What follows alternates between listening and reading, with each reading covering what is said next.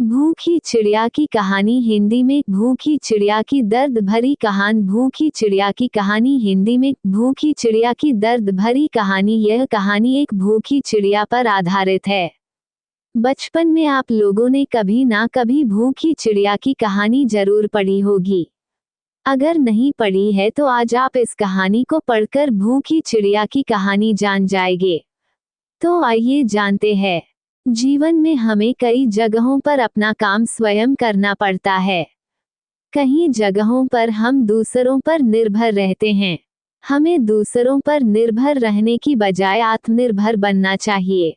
इस कहानी से आपको ये पता चल जाएगा कि किसी दूसरे पर निर्भर रहना आपके लिए कितना नुकसानदायक हो सकता है। तो चलिए इस कहानी के माध्यम से जानते हैं कि आत्मनिर्भर बनना क्यों आवश्यक है। भूखी चिड़िया की दर्द भरी कहानी। बात बहुत वर्षों पहले की है। एक गांव में एक टिंकू चिड़िया अपने परिवार के साथ एक घोंसले में रहती थी। उसके परिवार में माता पिता और 5 भाई थे। वह चिड़िया अपने सभी भाइयों बहनों में छोटी थी। टिंकू चिड़िया के पंख सुनहरे और मुलायम थे। वह एक अलग ही तरह की चिड़िया थी। उसकी माँ सभी बच्चों में से सबसे अधिक उससे ही प्यार करती थी। माँ ने उसको अच्छे संस्कार भी दिए थे। माँ के द्वारा वह घंटा घर की ताल पर चहकना सीख चुकी थी। उनके घोंसले वाले पेड़ के पास एक घंटा घर था और पास में एक बुढ़िया का घर भी था। वह बुढ़िया उस चिड़िया के परिवार को बहुत अच्छा रखती थी। रोज उनके लिए खाना रखने आती थी। टिंकू चिड़िया का परिवार उस बुढ़िया के द्वारा दिए जाने वाले भोजन पर ही निर्भर था। टिंकू चिड़िया का परिवार यह समझने लगा था कि बुढ़िया ही हमें हमेशा उनको भोजन खिलाती रहेगी। लेकिन कुछ दिनों के बाद उस बुढ़िया की तबीयत ठीक नहीं रहने, वो अब घर के बाहर नहीं आ सकती थी। उसके परिवार के अन्य सदस्य टिंकू चिड़िया और उसके परिवार के लिए भोजन नहीं लाते थे। कुछ ही दिन बाद उस बुढ़िया की मौत हो गई। अब टिंकू चिड़िया और उसके परिवार की भूखे रहने की नौबत आ गई थी। टिंकू चिड़िया ने उसके पिता से कहा, मुझे खाना चाहिए, बहुत भूख लगी है। तब उसकी बात सुनकर उसके पिता ने कीड़ों का शिकार करने का फैसला लिया। उसके पिता शिकार करने के लिए जाते हैं। बहुत ढूंढने पर उन्हें 3 कीड़े मिलते हैं। लेकिन उनके परिवार में तो 8 सदस्य थे। वह भोजन सभी के लिए पर्याप्त नहीं था। तब उसके पिता ने सबसे छोटे 3 बच्चों को खिलाने की सोचा। केवल 3 बच्चों को ही भोजन मिल पाया। टिंकू चिड़िया, उसकी माँ और उसके भाई बहन भी इधर उधर घरों की खिड़कियों में भोजन के लिए चोंच मार रहे थे, लेकिन उन्हें कुछ नहीं मिल रहा था। एक बार किसी घर के मालिक ने टिंकू और उसकी माँ तथा एक भाई पर राख फेंक दी, जिससे वे तीनों भूरे रंग के हो गए। दूसरी तरफ टिंकू के पिता को बहुत ढूंढने पर एक ऐसी जगह मिल गई जहां पर बहुत सारे कीड़े मकोड़े थे, जहां से कि टिंकू के परिवार को कई दिनों तक भोजन प्राप्त हो सकता था।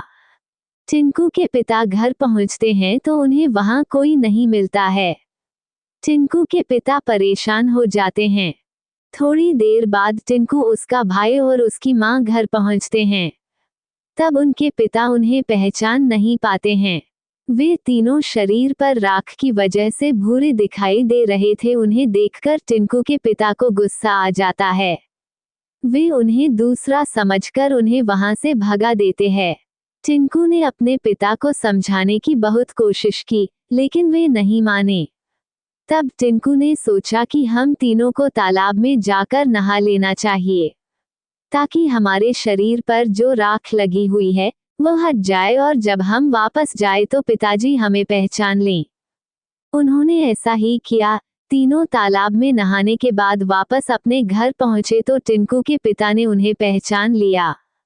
टिंकू चिड़िया के पिता ने अपनी पत्नी और बच्चों से माफी मांगी और उन्हें भोजन दिया और सभी साथ में खुशी से रहने लगे। अब उन्हें भोजन की कोई समस्या नहीं थी। शिक्षा इस कहानी से हमें ये सीखने को मिलता है कि संसार में चाहे कोई भी हमारा कितना भी सगा क्यों ना हो, हमें उस पर निर्भर नहीं रहना चाहिए। इस कहानी में हमें एक छोटी सी चिड़िया की वजह से बहुत कुछ सीखने को मिला है। अपने जीवन में माता पिता पर उस समय तक ही निर्भर रहना चाहिए जब तक कि हम या तो नासमझ है या छोटे हैं। उस समय भी हमें माता पिता की सेवा करना चाहिए।